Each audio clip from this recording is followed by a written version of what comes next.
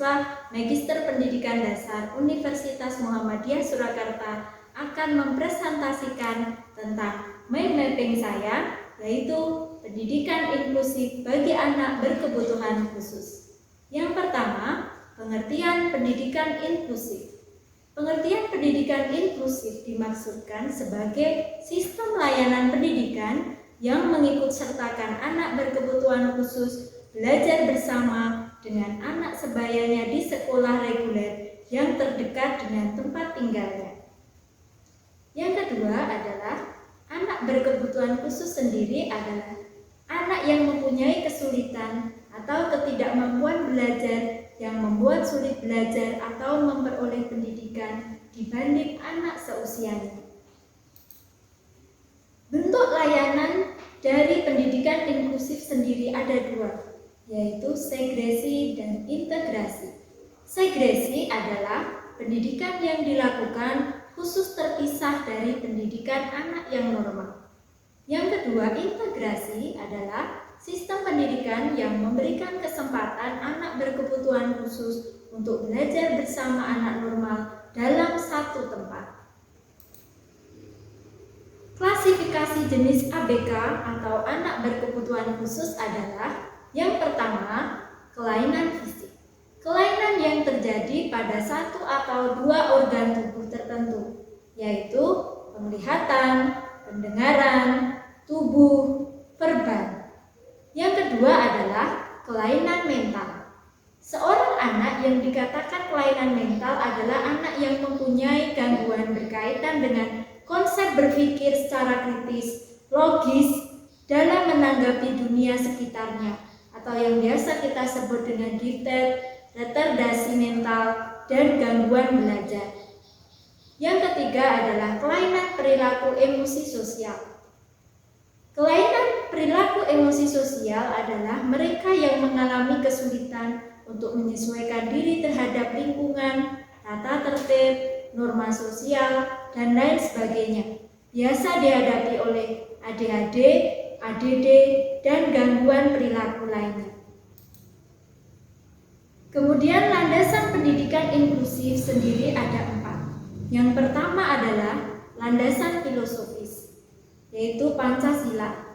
Kemudian yang kedua adalah landasan yuridis.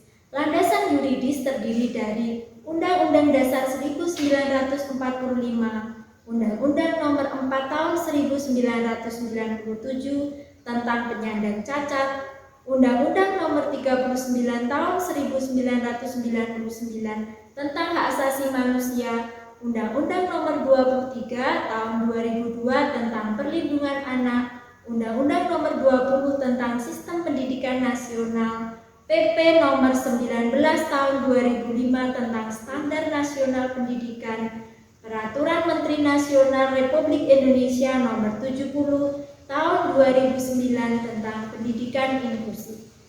Yang ketiga adalah landasan empiris.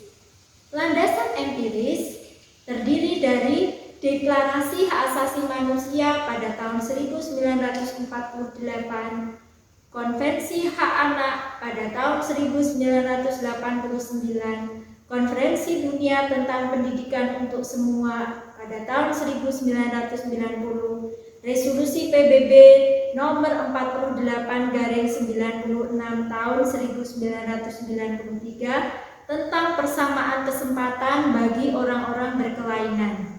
Kemudian Deklarasi Bandung 2004 dengan komitmen Indonesia menuju pendidikan inklusif.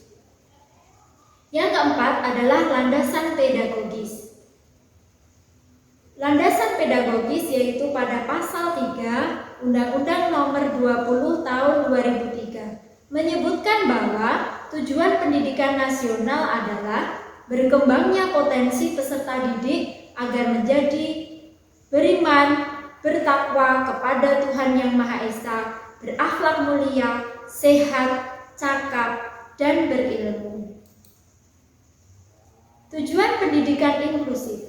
Tujuan pendidikan inklusif dibagi menjadi tujuan umum dan tujuan khusus. Tujuan umum adalah memahami konsep, ciri, karakteristik, dan ruang lingkup kebijakan pendidikan inklusif.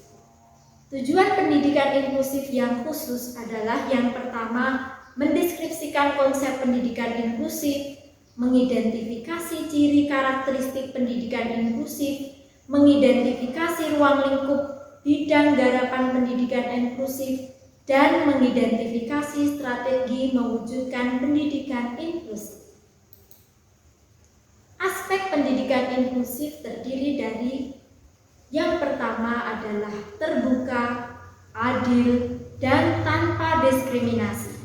Yang kedua adalah peka terhadap setiap perbedaan yang relevan dalam kehidupan sehari-hari. Yang ketiga, berpusat pada kebutuhan dan keunikan peserta didik. Berikutnya adalah inovasi, kerjasama, dan keterampilan. Karakteristik pendidikan inklusif itu sendiri adalah yang pertama, anak berkebutuhan khusus atau ABK belajar bersama dalam satu lingkungan pendidikan secara bersama dengan anak-anak lainnya. Yang kedua adalah setiap anak memperoleh pendidikan yang layak, menantang, dan bermutu. Yang ketiga adalah murid memperoleh layanan pendidikan yang sesuai dengan kebutuhannya. Yang terakhir adalah sistem pendidikan menyesuaikan dengan kebutuhan anak. Manfaat pendidikan inklusif bagi masyarakat adalah yang pertama, mempermudah proses belajar mengajar. Yang kedua, mengembangkan kreativitas dalam mengelola pembelajaran, mengajar menjadi lebih menyenangkan dan efektif. Yang keempat, tertantang untuk terus belajar melalui perbedaan yang dihadapi di kelas. Dan terakhir adalah melatih dan membiasakan untuk memiliki budaya kerja yang positif, kreatif, inovatif, fleksibel, dan akomodatif terhadap semua anak didiknya dengan segala perbedaannya. Demikian presentasi saya tentang mind mapping pendidikan inklusif. Assalamualaikum